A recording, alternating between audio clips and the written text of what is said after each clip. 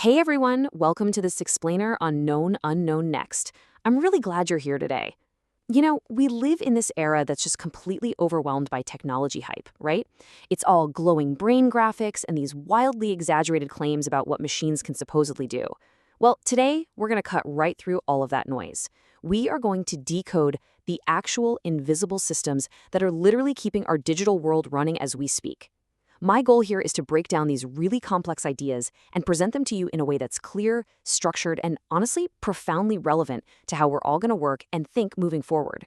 So, here is our roadmap for today. We're going to cover the premise, intelligent networks, AI and human research, the AI second brain, and finally, known unknown next. Let's just dive right in. All right, part one, the premise. As a professor researching AI and networks, I see a lot of people falling into this one specific trap. They tend to treat data networks, scientific research, and personal notes as these entirely separate worlds. But the thing is, they aren't. Think of them kind of like a city's infrastructure. The roads, the traffic lights, the cars, they all function as one coherent, interconnected system. It's like a giant puzzle. Today, we're taking the 30,000-foot view so we can actually see the whole map. Now, our scope today is deliberately broad, but, and this is an absolutely crucial boundary to establish right up front, everything we are exploring here is united by one core principle. AI is a tool designed to accelerate human capability, not replace it. We are definitely not talking about autonomous robots taking over the world. No way. We're looking at highly advanced tools placed firmly in the hands of capable humans. Moving right along to section 2, intelligent, complex networks. Think about a literal feedback loop for a second. Data is constantly flowing everywhere, but when congestion strikes, the system has to self-correct. Step 1, the AI detects the bottleneck. Step 2, it instantly reroutes the signal. Step 3, it adjusts a control point to prevent a massive cascading failure. It's exactly like when your phone's GPS automatically reroutes you around a terrible traffic jam. It keeps modern infrastructure running smoothly without a human ever having to flip a switch. So a network feedback loop is essentially just a process where a system monitors its own data so it can adjust and, well, survive. We focus on this because real AI network optimization is actually quiet, it's efficient, and it runs entirely in the background. Sadly, for the sci-fi fans out there are no glowing holographic command centers or frantic hackers typing furiously like you see in the movies. Okay, section 3, AI in human research. So if AI can optimize a massive digital network, how does it optimize human inquiry? Well, look at this standard research loop.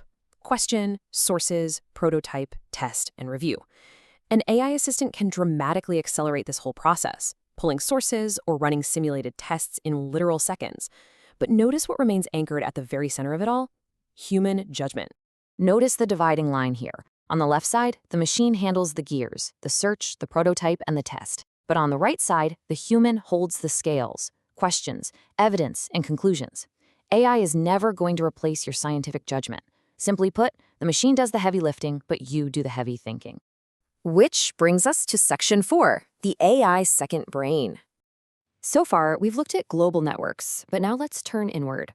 A personal knowledge graph is essentially a clean, structured collection of your own notes, with explicit links between concepts, sources, and projects. Instead of your brilliant ideas just dying in some forgotten digital folder, an AI assistant can instantly retrieve context and suggest connections across years of your work. It actively helps you synthesize new information.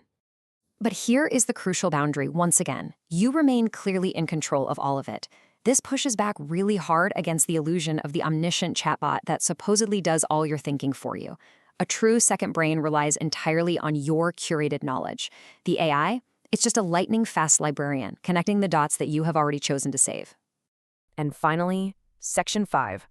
Known, unknown, next. How do we bring this whole shebang together? Well, the concepts we discuss flow through 3 connected spaces. First, the known. These are the stable, proven foundations of how these systems operate today. Second, the unknown. This is the branching, experimental frontier where researchers are really pushing the limits. And finally, the next. That's the completely open horizon of questions that are still uncertain and absolutely worth arguing about. Ultimately, the entire goal of this channel is to help you make sense of what comes next. By understanding exactly what AI is changing at the infrastructure level, the research level, and the personal level, you're no longer just reacting to hype. You can thoughtfully decide how to navigate this technology yourself. I want to leave you with this one really provocative thought. Think about your own digital life right now. What happens when your ideas are no longer just stored passively on some hard drive, but actively help you think, create, and connect the dots in real time? The foundations are known, the frontier is unknown, and what comes next? Well, that is entirely up to how we choose to use these tools. Thank you so much for joining me on this explainer. Keep questioning everything, and I'll see you next time.